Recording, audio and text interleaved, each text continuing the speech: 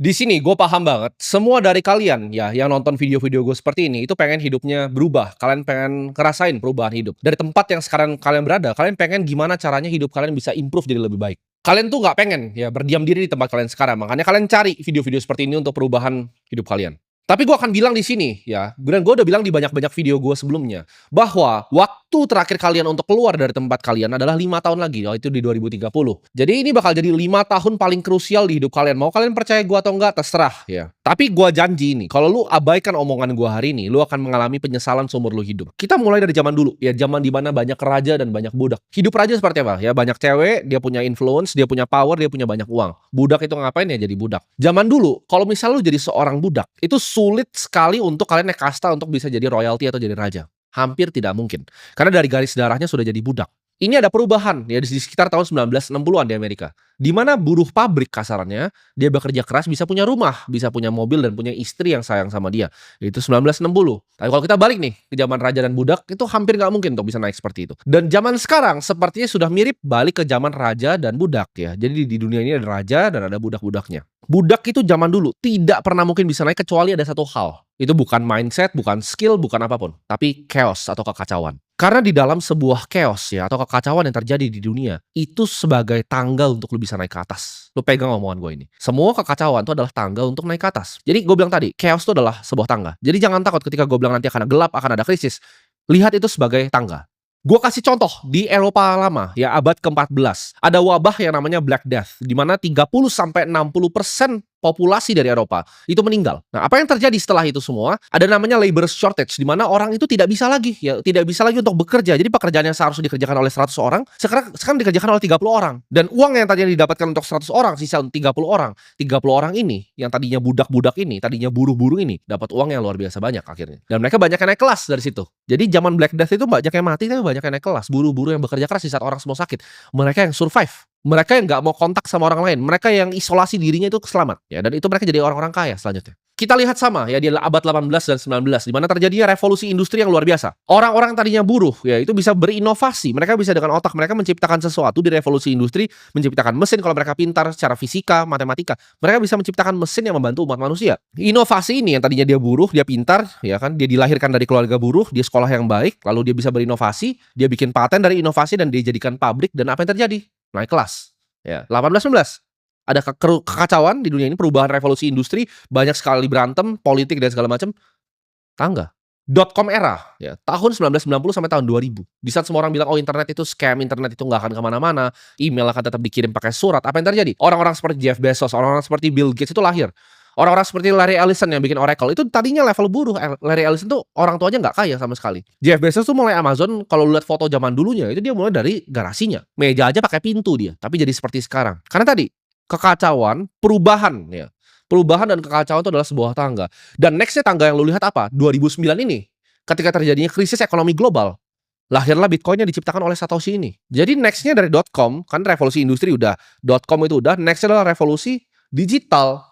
Di mana tadinya web 2 ke web 3 dari kripto dan juga AI di sini. Kalau lu nggak take part dalam disrupsi ini dalam 5 sampai ya mungkin 6 tahun ke depan, hidup lu akan ketinggalan berantakan. Jadi anggap 5 tahun ini yang gue sebut itu sebagai persiapan lu untuk naik kelas sosial. Karena udah nggak akan ada lagi waktunya. Percaya gue, tidak akan ada lagi waktunya. Ini cuma sekali dalam seumur hidup. Kesempatannya sekali seumur hidup. Kalau Bill Gates waktu itu bikin Microsoft, dia bikinnya sekarang nggak akan laku. Larry Ellison bikin database seperti Oracle sekarang, dia nggak akan laku. Amazon bikin seperti sekarang juga dia nggak akan laku. Itu cuma kesempatan sekali seumur hidup. Di saat lu mulai punya yang gue sebut namanya self accountability, lu ngerasa semua di dunia itu salah lu akan jadi manusia yang berbeda. Contoh, karyawan nipu, salah siapa? Salah lu. Tapi kan dia yang nipu. Enggak, lu nggak bikin SOP yang bagus, ya. Lu nggak punya HRD yang bagus, itu semua salah lu nggak punya sistem yang bagus. Kalau ujung-ujungnya dia nipu pun lu yang hire dia kan, lu yang mempekerjakan dia, itu salah lu dalam ngeliat orang berarti. Di saat lu selalu nyalain diri sendiri, main catur, oke, lu replay, salahnya di mana? Even lu menang pun lu replay lagi, salahnya di mana? Itu cara lu cepat untuk jago main catur. Sama, lu main game pun sama. Jadi lu kalau bisa lihat dunia ini dengan lensa yang berbeda, bahwa semua yang terjadi di dalam muka bumi ini, di bawah matahari ini adalah salah lu akan jadi manusia yang superior dibanding manusia yang lain. Karena manusia yang lain itu semua selalu cuma nyalain keadaan. Oh karena gua di sini, oh gua karena kurang hoki gua lahir di sini, oh karena gua nggak bisa begini, gua nggak bisa begitu, oh karena dia nipu gua. Semuanya alasan. Untuk lu survive ya lu jangan kira dunia ini seperti apa yang lu kira, ya. Ini beda nih, ada konstruk sosial, ya ini gue bagi manusia ini, ada 2 topeng, ada konstruk sosial, ada binatangnya, ada hewannya. Dunia ini adalah hutan rimba, antara lu berburu atau lu diburu, antara lu hunt atau lu get hunted, jadi nggak ada di tengah. Jangan lu campurin nih konstruk sosialnya, orang saling menolong, tolong-menolong ini nggak ada. Ini hutan rimba, antara gua buru lu atau lu buru gua, that's it. That's what happening. Banyak yang masih bingung, oke gua udah tahu nih 2030 gini, 5 tahun persiapan gua apa? Gua udah bilang berkali-kali, ya kan. Ini gue persimpel lagi. Fokus di 2 hal. Satu fokus di kripto, kedua fokus di AI. Lu fokus di sini hidup lu akan selamat. Lu nggak fokus di sini lu akan digantikan sama 2 ini. Ini yang akan jadi tangganya gitu. Kripto ini akan jadi tangganya untuk lu nanti naik ketika hal-hal terjadi yang jelek itu datang di dunia ini. Tapi masih ada lu semua ya dengan kehidupan lu yang miskinnya, ya masih tinggal sama mak lu di umur 40 tahun itu. Lu masih mikir, "Oh, dia ini currency-nya currency bohongan." Enggak, lu terlalu arogan dan terlalu miskin. Lu kira lu lebih pintar gitu dari presidennya US, enggak. Donald Trump tuh umur 34 tahun udah bangun gedung mencakar langit Trump Tower. Dia udah jadi real estate mogul, punya beberapa kasino, umur 34 dia udah punya 3 kasino. Terus lu masih mikir, "Oh, enggak lah ini kripto ini scam, lu yang terlalu bodoh." Ya. Kalian mungkin ada yang skeptis gitu, "Oh, ini apakah inflasi 15%? Masa sih bukan begitu?" Ya kan.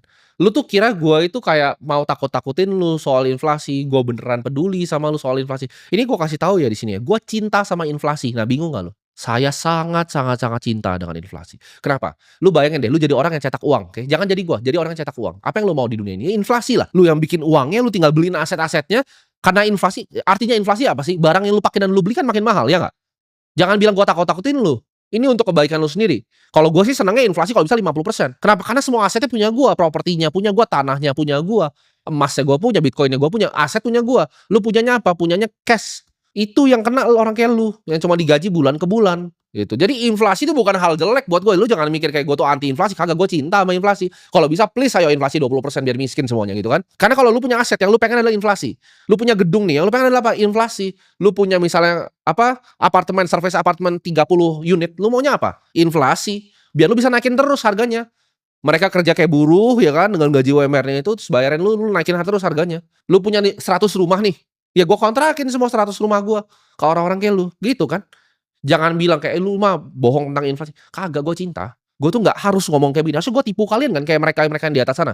Mereka tipu kalian inflasi 3% kan, karena mereka tahu itu 15 dan itu bagus untuk mereka. Itu kenapa mereka tipu kalian. Oh enggak, datanya inflasi 3% itu buat tipu kalian. Kalau gue nih ngomong apa adanya gitu. Inflasi itu justru bagus untuk separasi gap antara si kaya dan si miskin. Karena inflasi akan sangat menguntungkan orang yang paling banyak asetnya. Yang paling banyak bitcoinnya akan sangat diuntungkan dengan inflasi. Sekarang per hari ini 1,7 miliar buat lu semua yang arogan. 1,7 miliar loh. Diingetin berapa? 300 juta. Gue beli dari berapa? Dari 9 juta. Sekarang 1,7 miliar. Inflasi kan? Thank you mesin pencetak uang. Ayo dong cetak terus uangnya. Karena biar gue makin kaya, separasi gapnya makin jauh. Ini gue yang begini udah tahu begini aja gue 2030 ketakutan, gimana kalian? Gue cukup kasih tahu, oke kalau inflasi ada aset apa sih yang bisa tahan di muka bumi ini cuma 2 bos. Saham tuh bisa dibikin ulang, orang gue punya gue emiten nih, gue bisa right issue, gue repo, gue nggak guna. Saham tuh nggak guna, lu cuma memperkaya yang punya sahamnya. Bandar saham tuh nggak ada, nggak eksis. Bandar saham tuh owner sahamnya sendiri. Kenapa gue tahu? Ya gue kenal semuanya, owner emiten. Gue tahu caranya bekerja gimana. Inflasi itu angin segar untuk kaya dan untuk orang miskin tuh kayak pisau yang nusuk ke jantung lo gitu.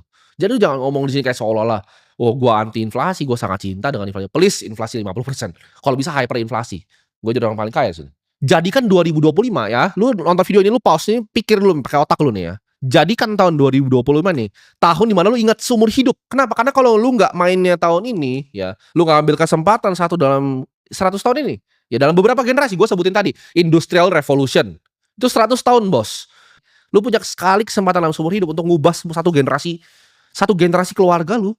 Lu berdoa kan, please ada cara yang gampang. Nggak ada cara gampang. Lu kerja keras ya, lu beli bitcoin yang banyak, lu belajarin tentang kripto dan AI. Nggak ada cara yang gampang. Gua kasih tahu sini, 2030 itu akan terjadi hyperinflasi di banyak negara. Banyaknya negara akan jadi seperti Venezuela. Karena gue udah prediksi di Argentina peso dari zaman dulu gue 2 tahun lalu sampai sekarang itu persis prediksi gue. Karena semua ini data, fakta, dan angka. Gue tuh bukan penyihir, gue bukan dukun juga. Mungkin juga by 2030 dengan advancement dari komputer itu akan ada cyber security breakdown di mana banyak bank yang kena hack nanti. Akan ada tensi geopolitik ya 2030 dan juga mungkin perangnya udah beda. Kali ini udah pakai biological warfare ya. Udah mirip seperti yang terjadi di Wuhan kemarin. Lu jangan santai mikir lu akan menang karena lu sekarang hoki nonton video gua, ya. Mungkin lu dibanding tetangga lu, itu lebih ahead karena lu nontonnya video gua, tetangga lu nontonnya artis goblok gitu. Jadi mungkin lu udah lebih maju, pemikirannya maju sedikit. Tapi kalau lu bandingin lu sama 1,7 juta yang nontonin channel gua ini dan ini rebutan-rebutan semuanya, ya itu apakah lu superior atau enggak? Karena ini waktunya sebentar antara lu naik, kayak tadi kan gua bilang budak tuh nggak bisa jadi raja, tapi kalau ada chaos itu bisa, budak bisa jadi raja. Ada perang nih, ya benteng yang lu diserang, lu jadi yang paling berani, lu tusuk-tusukin semua orang, lu jadi kesatria, lu bisa naik kasta.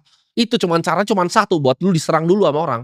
Atau lu nyerang orang, lu jadi kesatria gitu kan. Gak ada cara di tengah. Lu butuh uangnya sekarang, bukan nanti ya. Belajarnya sekarang. Gue kalau jadi lu, gue akan bakar semua uang gue untuk edukasi, untuk gue belajar. Gue gak ngerti, gue bakar semua uang gue untuk ngerti tentang AI. Gue gak ngerti kripto, gue akan bakar semua uang gue untuk ngerti tentang kripto. Kalian bayangin hidup ini boxing gitu kan. Lu lawan orang yang besar, gede ya. Dia bisa nonjok lu dengan berbagai macam cara. Tapi lu punya satu tonjokan yang lu selalu tonjok dia pakai cara ini, dia pasti mati. Lu mau tau gak di hidup ini apa tonjokan itu? Jadi orang kaya. Fokus ya selama 365 hari ke depan ya, dari hari ini. Fokus, cari uang sebanyak-banyaknya, pelajarin tentang kripto sedalam-dalamnya, beli Bitcoin sebanyak-banyaknya dan selamatkan keluarga lu dari hyperinflasi.